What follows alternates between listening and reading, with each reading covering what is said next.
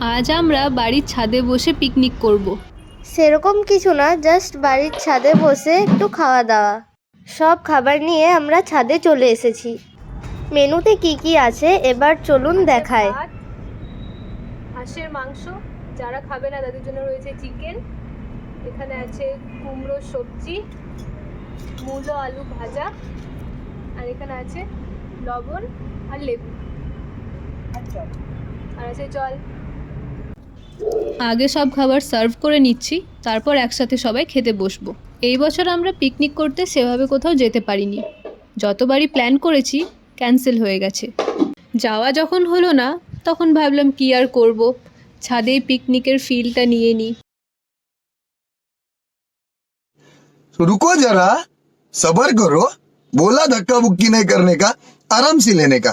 हाँ, দেখেই মনে হচ্ছে মাংসটা খুব সুন্দর সেদ্ধ হয়েছে, আর সেন্টও কিন্তু খুব ভালো বেরোচ্ছে।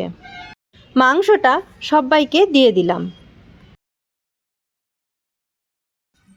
আহা, প্লেটটা কি সুন্দর দেখতে লাগছে দেখুন। আমার মেয়ে আবার হাঁসের মাংস খায় না, তাই ওদের জন্য চিকেন রান্না হয়েছে, আর চিকেনগুলোও দিয়ে দিচ্ছি।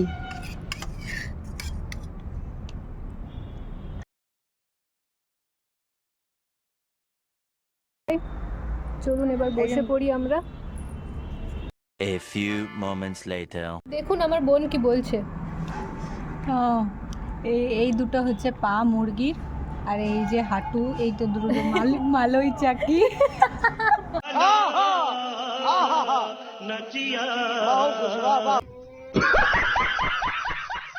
দেখুন আমার বোন হাঁস খেতে এত পছন্দ করে, লাস্টে যে পাত্রে নিয়ে এসেছিলাম সেটাতে কিন্তু নিয়ে নিয়েছে পুরোটাই, আর সব খেয়ে শেষ করে দিয়েছে।